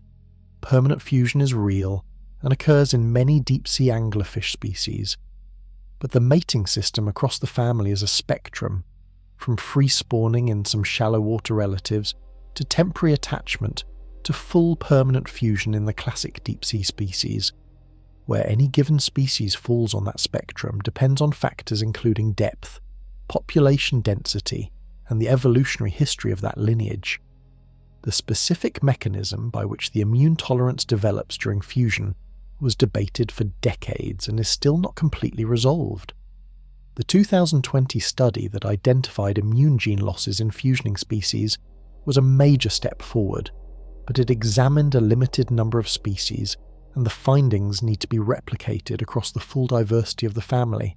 Even the question of how many anglerfish species exist is not settled. New species are described regularly as deep-sea expeditions, access previously unsampled locations. The count of over 200 species is a current estimate, not a closed list. Genetic analysis of preserved specimens has revealed that animals previously classified as one species are sometimes 2 or 3 distinct species that look nearly identical externally but are reproductively isolated. The anglerfish is simultaneously one of the most iconic animals in popular culture and one of the least completely understood animals in scientific literature.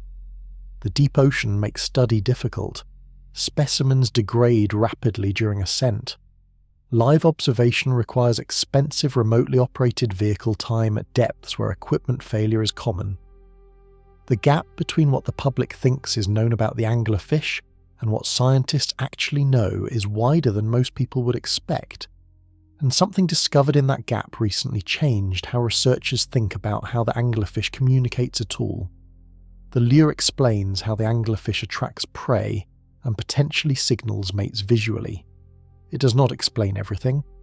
Researchers deploying hydrophones, underwater microphones, in deep ocean zones known to host anglerfish populations have picked up low-frequency sound pulses that do not match the acoustic signatures of any other identified deep-sea species in those areas. These pulses are in a frequency range that travels efficiently through deep water. They are not random. They occur in patterns with a rhythmic structure that suggests biological production rather than geological or mechanical origin. Whether these pulses come from anglerfish is unconfirmed. Deep-sea acoustic attribution is genuinely difficult. Sound travels far at depth, and the source of a detected pulse could be miles from the recording instrument. Identifying which species produces a specific sound in a mixed deep-sea community requires either capturing an individual producing the sound at the moment of recording or using directional arrays precise enough to triangulate the source to within feet. Neither has been achieved for the proposed anglerfish pulses yet, but the possibility is scientifically credible. Anglerfish have a lateral line system, the pressure-sensing organ that runs along the body of most fish, detecting vibrations in the water. This system both receives and, in some fish species, can produce mechanical signals through muscle contractions or specialized structures. Some fish produce sounds by vibrating their swim bladder.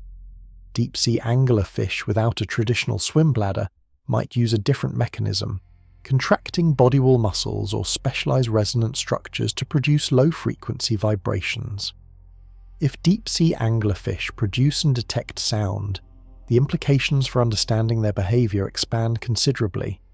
Sound signals could convey reproductive status, territory information, or individual identity across distances far greater than chemical signals or light pulses can reach.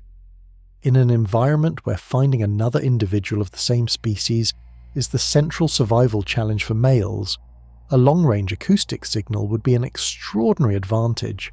The chemical signal already provides long-range mate detection. A second channel, acoustic, would add redundancy and potentially richer information. A male could detect a female's chemical signal from a distance, close in using the light signal, and potentially use acoustic signals to confirm identity or readiness before making the final approach. Researchers are currently working with new generation hydrophone arrays specifically designed for deep-sea deployment, with the goal of recording deep ocean soundscapes at high enough resolution to identify species-specific acoustic signatures. The anglerfish is one of several target species for this work. The history of anglerfish discovery suggests that whenever researchers look carefully enough, they find something unexpected.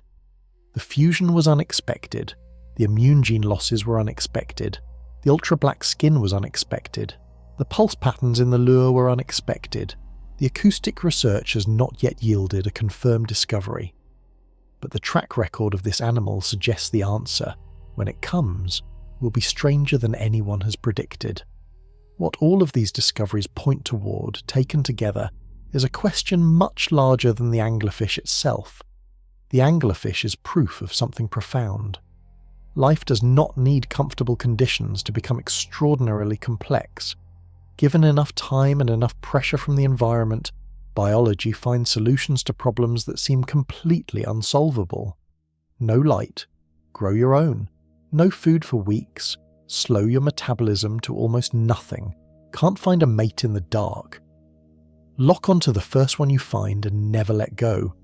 Every adaptation in the anglerfish is the answer to a specific environmental problem. The problem defines the solution. The solution becomes a new biological system. That system persists and refines itself over millions of generations until it reaches the level of precision we see today. A nearly invisible body, a cold light lure made of living bacteria, a fusing reproductive system that rewrites the rules of immunology, a metabolism that can wait out a month of starvation. The environment did not ask for an anglerfish. It simply filtered, generation after generation, for whatever traits let an organism survive its particular version of extreme. This is why the anglerfish matters far beyond biology class or deep-sea documentaries. Several moons in our solar system carry liquid water oceans beneath their icy surfaces. Europa, a moon of Jupiter, has an ocean estimated to be 60 miles deep, more than twice the total depth of Earth's deepest ocean. Enceladus, a moon of Saturn, actively vents water from its subsurface ocean through cracks in its ice shell. Scientists analysing the chemistry of those vents have found organic molecules and hydrothermal activity, the same energy source that drives deep-sea life on Earth, around hydrothermal vents on the ocean floor. If life can begin around a hydrothermal vent in total darkness under crushing pressure, And if that life can eventually produce something as sophisticated as the anglerfish over sufficient time, then the conditions for complex life are far less restrictive than they appeared before we understood what the deep ocean could generate. The deep ocean was once considered biologically dead. No sunlight meant no photosynthesis, meant no food chain. Then researchers lowered cameras to the bottom and found communities of creatures around hydrothermal vents, running on chemical energy from the Earth itself, with no sunlight whatsoever. The discovery changed the definition of habitable environments permanently. The anglerfish extends that logic further. Life can not only survive in the dark, it can become a sophisticated predator with specialized optics, a biochemical light source, a reproductive system with no parallel anywhere else in vertebrate life, and physiological adaptations that researchers are actively using to develop medical treatments. The same evolutionary forces that shape the anglerfish would operate on any ocean around any star, with liquid water and chemical energy and enough time. The specific result would differ. The biology of an alien ocean would be as alien as the anglerfish is to a shallow reef fish. But the principle that life under pressure becomes more complex, not less, would hold. The anglerfish glows in the dark at the bottom of a cold, crushing, lightless ocean. Somewhere else in this universe, something else almost certainly glows too.